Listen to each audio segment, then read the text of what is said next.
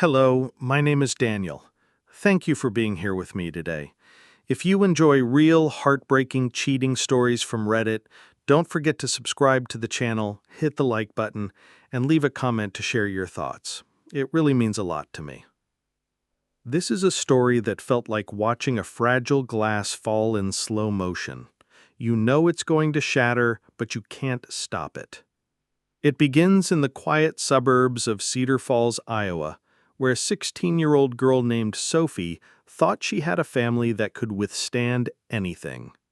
Until 2 nights ago, Sophie believed she was living the kind of life that belonged in picture frames. Her two loving parents in their early 40s, a father who worked hard, a mother who cared deeply, and a home that always felt safe. But safety can vanish in a single moment. Sophie's father, Michael, 44, is an industrial designer who has been away most of the past year, traveling for projects that promised to secure college savings for Sophie and her two younger brothers. Her mother, Laura, 42, works long and unpredictable shifts as a nurse at the local hospital. For a long time, Sophie thought her parents' sacrifices were proof of their devotion, a foundation nothing could break. That illusion cracked one rainy afternoon when Sophie's laptop suddenly stopped working. Panicked about a looming school project, she asked to borrow her mom's. Laura handed it over without hesitation, smiling tiredly, as if lending the laptop was nothing. Sophie wished it had been nothing. She sat at the kitchen table typing away when a couple of WhatsApp notifications blinked in the corner of the screen. At first, she ignored them, harmless digital blips. But then she saw the name Ryan, not Michael, and the words weren't harmless. They were suggestive, intimate, undeniably romantic. Sophie's breath hitched. For a moment, she thought she had read it wrong. She wanted to slam the laptop shut, to hurl it across the room, to let it break so the reality didn't have to exist. But she didn't. She stared. She read.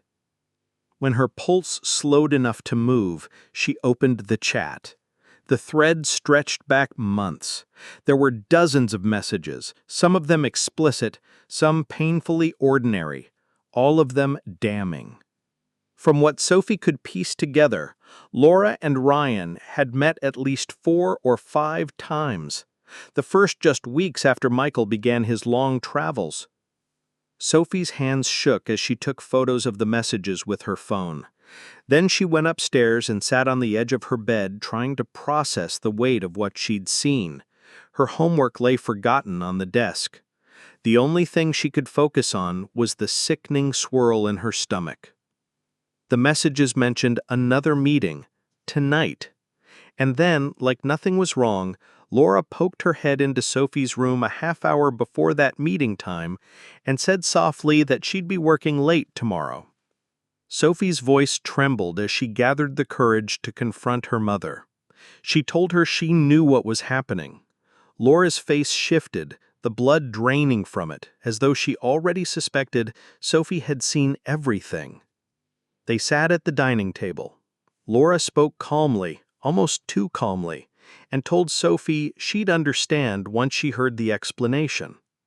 Laura claimed that she and Michael had agreed to open their marriage shortly after he began his travels. Sophie blinked, confused. Open marriage? Laura leaned in, saying it was only physical, that she'd never have feelings for anyone but Michael. She insisted it was something agreed upon between two loving adults, and Sophie shouldn't be involved. But none of it made sense. Michael was the kind of man who prayed before dinner, who sent her brothers silly videos just to make them laugh, who called every night to say he missed them. She couldn't believe he would agree to this. The next night on their video call, Sophie asked Michael why he traveled so much. He said it was hard but necessary to build a future for his kids. He promised it wouldn't be forever. When she asked how he could bear being away from Laura for so long, he smiled and said that being apart made them miss each other more. Sophie ended the call feeling hollow. She didn't know if she should believe her mother Or if the truth was far worse, should she tell Michael? Should she keep this secret? She cried until her pillow was wet, clutching the phone that held proof she wished she'd never seen, her heart breaking with every breath. Sophie lay awake that night, the blue glow of her phone the only light in the room. She scrolled endlessly through online forums, desperate for guidance, though every word she read only made the ache heavier. Strangers on the internet all seemed to have the same advice. Tell your dad. Some said it like it was simple, like peeling off a bandage. Others spoke carefully, acknowledging the pain tucked into those 3 words. One comment stuck in her mind. Someone had written, "If it really is an open marriage, then your dad will just confirm it. If it's not, he deserves to know. Either way, the truth belongs to him too." It sounded so reasonable when typed on a screen, but in Sophie's head, the thought of saying the words out loud felt unbearable. The shame of it, the risk of breaking her father's heart, the chance that her family's fragile shell would crack forever. Another person suggested she tell her mother she intended to confirm everything with Michael, to see how Laura would react. I imagined that moment, imagined her face tightening, imagined excuses spilling out like water from a broken faucet. She hated herself for even thinking about testing her mother's honesty like that, but she also hated the thought of living in this fog, unsure of what was real. There was no version of this where Sophie felt whole. Every choice felt like a wound waiting to open. Some commenters insisted that open marriages required honesty and boundaries, and that if Laura's story was true, Michael should already know she had been with Ryan. If he didn't, it wasn't an open marriage. It was betrayal dressed up as permission. Sophie read that line over and over, her chest tight. She wasn't just afraid for herself. She was afraid for her father, for the look that might cross his face if she told him what she'd seen. Sophie started keeping screenshots on a hidden drive, as if proof could protect her. She saved everything, messages, dates, even the little emojis that had once made her feel so warm when Michael sent them to her mom. Now they felt like stains she couldn't scrub away. The days blurred together. School didn't matter. Food didn't taste right. Every sound in the house made her flinch. Laura seemed to sense the distance growing between them. She would knock softly on Sophie's door, asking if she wanted to go for ice cream, if she wanted to watch a movie, if she wanted anything. Sophie just shook her head. 5 days. That's how long she had before Michael came home again. It felt like both a deadline and a lifeline. In those days, Sophie avoided her mother as much as she could. Every time Laura walked into a room, Sophie's body tensed. She couldn't look at her the same way, couldn't hear her voice without wondering what else it might be hiding. Laura tried to act normal. She talked about homework, about dinner plans, about the weather. But Sophie could see the cracks. She saw how her mother's hands shook when she poured coffee, how her smiles didn't quite reach her eyes. The night before Michael's visit, something inside Laura seemed to break. She came into Sophie's room, standing in the doorway like she wasn't sure if she was welcome. "Can we talk?" she asked, her voice small. Sophie nodded, but her chest felt heavy. Laura sat on the edge of the bed and started with small talk, the kind of filler words people use when they're afraid to get to the point. Then her voice wavered. She talked about how hard the past year had been, how being nearly a single parent to 2 teenage boys while Michael was gone had drained her. And then the tears came. Laura confessed she hadn't been fully honest about the so-called open marriage. She admitted she had suggested the idea to Michael, but he hadn't agreed. He told her he'd think about it. He never gave her permission. Sophie's heart pounded. That thin thread of hope she'd been clinging to, that maybe, just maybe this wasn't betrayal, snapped. Laura sobbed harder, saying she was terrified of what would happen if Michael found out the full truth. She begged Sophie not to tell him, pleading with her to keep this secret. Sophie couldn't breathe. She wanted to scream, but she just whispered, "You have to tell him. It has to come from you." Laura shook her head. "I can't. I don't have the courage." Sophie's throat burned. "Then I'll do it." Laura's tears only deepened. She said she'd think about it. But that night, Sophie didn't sleep. She stared at the ceiling until morning, wondering how much longer she could keep her father in the dark, knowing every second dragged her closer to the truth. Sophie hadn't realized how much colder she'd been toward her mother, but in hindsight, it was impossible to ignore. Every clipped response, every averted gaze, every evening she chose silence instead of small talk, it all created an invisible wall. And maybe that wall, as painful as it was, pushed Laura to the point of breaking. The night before Michael's return, Laura stepped into Sophie's room just as she was about to turn off the light. She stood there, her figure framed in the doorway like she didn't know if she had the right to come in. Her voice was fragile when she asked, "Can we talk?" Sophie nodded, though her body was rigid. Laura sat on the edge of the bed and started with small talk, the kind of filler words people use when they're afraid to get to the point. But the conversation faltered, and then Sophie saw the shimmer in her mother's eyes.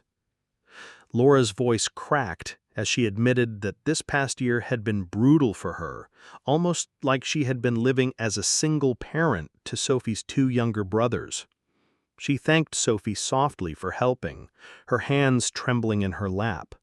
But then came the confession.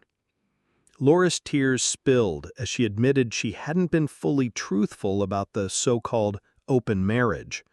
She confessed she had suggested the idea to Michael, but he hadn't agreed. He told her he'd think about it. He never agreed. He never said yes. By the time she reached that part, Laura was sobbing, clutching her own hands so tightly her knuckles turned white. And then, almost without realizing it, she started guilt-tripping Sophie, warning her of the damage it would cause if Michael found out. Sophie's chest felt like it was caving in.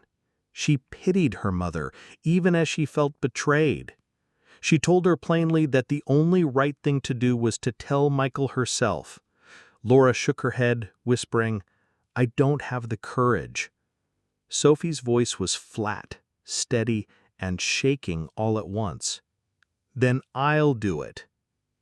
Laura hesitated, finally murmuring, "I'll think about it." Neither of them slept that night. The next afternoon, Michael came home. The house should have felt warmer, safer, but instead there was a strange heaviness in the air. Early that morning, Laura had sent a message to the family chat claiming she had to take an emergency hospital shift. She wouldn't be back until evening, she wrote. Her apology to Michael seemed almost rehearsed. In a private message to Sophie, she explained she wasn't ready to tell him. She needed more time, she said. Sophie felt her hands tremble as she typed back, demanding to know why Laura was avoiding this. "I can't keep acting normal," Sophie texted. "He's going to find out from me if you don't tell him tonight." Several crying emojis blinked onto her screen, and then Laura finally replied, "Do it. Tell him. Just let me know if it's safe for me to come back afterwards."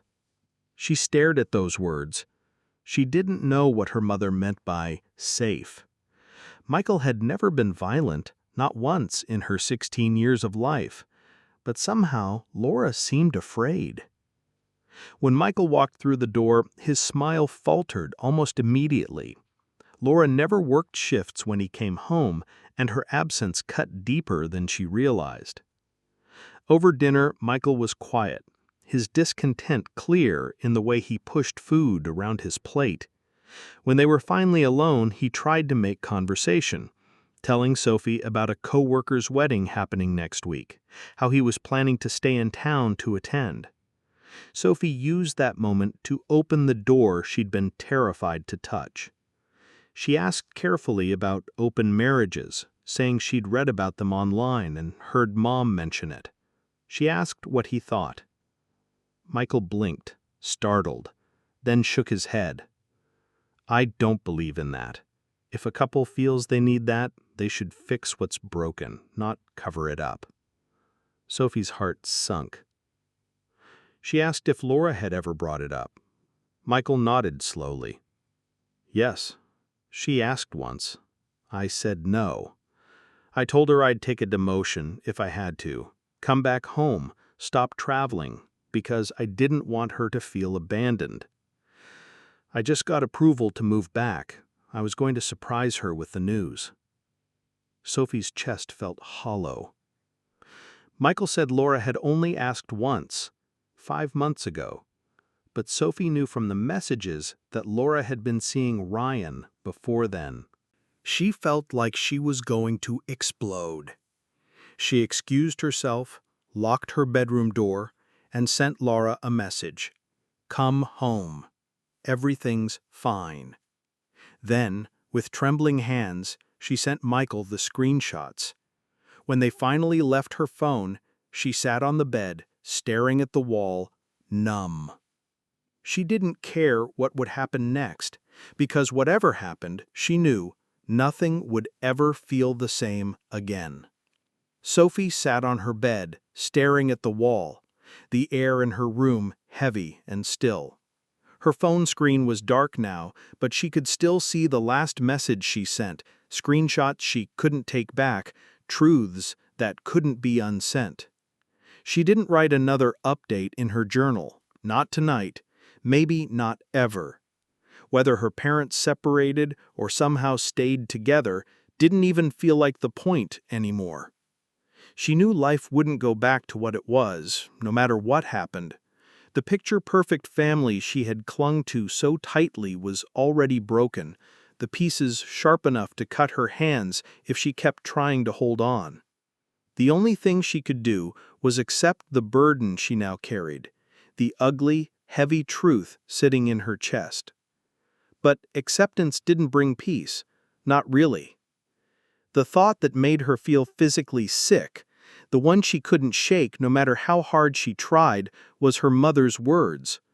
Laura had asked her own daughter to do the dirty work, to tell Michael that she'd been cheating, then to let her know when it was safe for her to come home. Sophie couldn't wrap her mind around it. She was just 16. What kind of mother put her child in that position? Even now, she could hear her voice, those crying emojis, the pleading tone. She felt torn between pity and anger, between wanting to comfort her mother and wanting to scream at her for asking too much. Sophie curled up under the blanket, but it didn't make her feel smaller, safer. It just felt like hiding from a world she couldn't escape. She didn't want to be the one carrying this secret, yet here she was, holding it anyway. The rest of the night passed in a blur of half-sleep and flashes of memory, Michael's smile, Laura's tears, Ryan's name in those messages she wished she'd never seen. By morning, the numbness had set in. She found herself thinking, not for the first time, that she couldn't even tell what she wanted to happen anymore. Did she want her parents to split? Did she want her dad to forgive her mom? Did she want it all to just disappear, as if the past few weeks were nothing more than a nightmare she'd wake from? There were no good answers. She thought about what her mother had asked, about her role in all of this. The words kept replaying in her mind as sharp as glass. "Tell him I've been cheating. Tell me when it's clear. Then I can come home." It was unbearable. But she kept replaying another thought too, something colder. She couldn't protect everyone, not her mom, not her dad, and not herself. No matter what choice she made, Someone would get hurt. She felt ill thinking about it, but she couldn't stop. Her story, the one she had been living, writing, rewriting in her mind, was no longer about saving her family, it was about enduring what was left.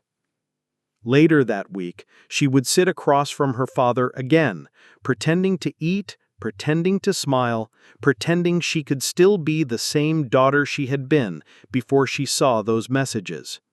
And she would fail. Because the truth changes you.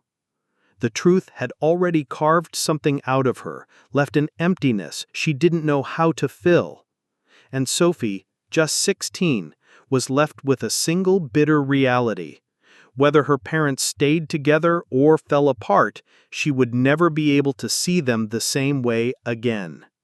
She would carry that weight alone, even when her hands ached from holding it, because there was no one else who could. The days after Sophie sent those screenshots felt like walking through fog, heavy and slow, where every breath hurt a little. Nothing had exploded yet, but the silence in the house, the silence in her own heart, felt like an explosion in slow motion. Laura texted a few times, messages that alternated between apologies, pleading faces, and broken sentences that didn't seem to lead anywhere. Sophie couldn't even bring herself to reply most of the time. What was there to say? Michael hadn't confronted her about the screenshots directly. He hadn't sat her down or raised his voice, but the quiet between them was thick enough to drown in. Sophie noticed how often she caught herself listening for footsteps that didn't come, for doors that didn't open. Laura still hadn't come home. She felt sick knowing her mother was out there waiting for her to deliver some sort of verdict, waiting for her teenage daughter to tell her if it was safe to return. And maybe that's what broke Sophie the most, because she realized this wasn't just about cheating anymore. This was about being treated like a shield, a barrier between her parents, a messenger carrying words too heavy for her age. She replayed it in her mind again, her mother crying, saying she couldn't tell Michael, asking Sophie to do it instead. And the thought lodged in her chest like a stone. What kind of parent hands their child that kind of burden? There wasn't an answer that made it hurt less. Nights blurred into mornings. Sophie didn't remember what she ate, didn't remember what she said at school, didn't remember much beyond the ache of holding a secret that wasn't hers. One afternoon, Michael sat at the table, sipping coffee that had gone cold. He looked tired, older somehow, the lines on his face deeper. He told Sophie stories about his coworkers, about how someone at work was getting married soon. His voice sounded almost normal, but Sophie could hear what sat underneath it. He wasn't asking her outright, but he was waiting for something, for her to say more, for her to explain the unspoken weight in the air. She couldn't. She wanted to scream. She wanted to cry. She wanted to tell him everything and nothing all at once. Instead, she just nodded, her hands gripping the edge of the table until they ached. That night she lay awake again, staring at the ceiling, thinking about what would happen next. Would Laura come back? Would Michael confront her? Would the family she once believed was unbreakable finally, truly shatter? The questions spun in her mind until they turned into something worse, a dull emptiness, the kind that made her feel like she didn't even know what to hope for anymore. Because she understood now, no matter how the pieces fell, nothing could ever fit back together the same way. She thought about the version of herself from just weeks ago, the girl who borrowed her mom's laptop for a school project, the girl who thought she lived in a safe house with 2 loving parents. That girl didn't exist anymore. The Sophie who remained was heavier, quieter, and endlessly tired. She wished there was someone to hand this weight to, someone to look her in the eye and say she didn't have to carry it alone. But there wasn't. Her mother had asked too much. Her father was drowning in truths he didn't yet have the words for, and Sophie, 16, sat at the center of it all, holding what felt like the jagged shards of a life she no longer recognized. Every thought ended the same way, with the bitter understanding that whatever happened next, the ache of this would follow her.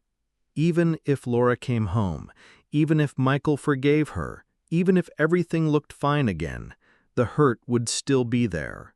And Sophie, quiet in her room, knew she would carry it long after everyone else stopped talking about it.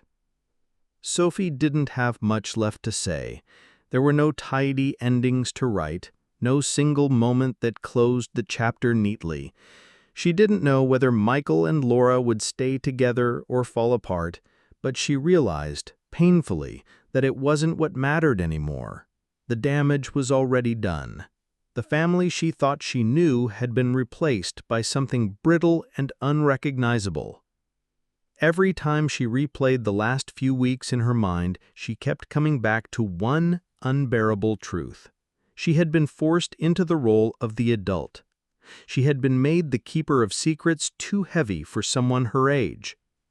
She thought about her father sitting at the table talking about mundane things while carrying the weight of something far larger. She thought about her mother's messages, the apologies laced with desperation, the quiet begging for someone else to clean up the mess she had made. And she thought about herself, 16, sitting in her room, feeling older than she should. She had sent the screenshots. She had handed over the truth. She had been the one to break the silence. Now, all she could do was wait. The waiting was its own kind of punishment. She waited to see if her parents would talk, waited to see if Laura would come home, waited for the next wave of anger, sadness, or indifference to hit. But what she waited for most, the thing she wanted most, was impossible. She wanted to wake up and be the girl she had been before she borrowed her mom's laptop, before she saw those messages, before her safe world crumbled in front of her. But that girl was gone. The house felt different now. The walls seemed thinner, like they couldn't hold her together anymore. Some nights she lay awake wondering if this ache would ever stop, or if it would just become another part of her, the way scars do. She didn't know what her family would look like a month from now, a year from now, but she knew it would never look the same. The person she was before didn't exist anymore, and the version of her left behind, the Sophie sitting in that room, staring at her phone in the quiet, she knew she would carry the weight of this forever. Stories like Sophie's might feel distant, but they echo realities many people quietly endure. Discovering a parent's betrayal or being pulled into adult secrets too soon can leave lasting scars that don't just fade with time. What Sophie faced, being forced to decide whether to protect her father, confront her mother, or stay silent, reflects the impossible situations children and teens are sometimes placed in when adults fail to handle their own messes. If you ever find yourself in a situation like this, know this first. It is not your responsibility to manage the mistakes of the adults around you. You have the right to set boundaries, to say, "I can't carry this for you." Seek out support, whether that's a trusted family member, a teacher, or a counselor. Writing things down, like Sophie did, can help you untangle your feelings, but speaking them out loud to someone safe can make you feel less alone. Above all, recognize warning signs early. Emotional manipulation can look like pleading or guilt, and it's okay to protect yourself from it. Healing takes time, but it begins with one choice: deciding that you will not let someone else's choices define the rest of your life.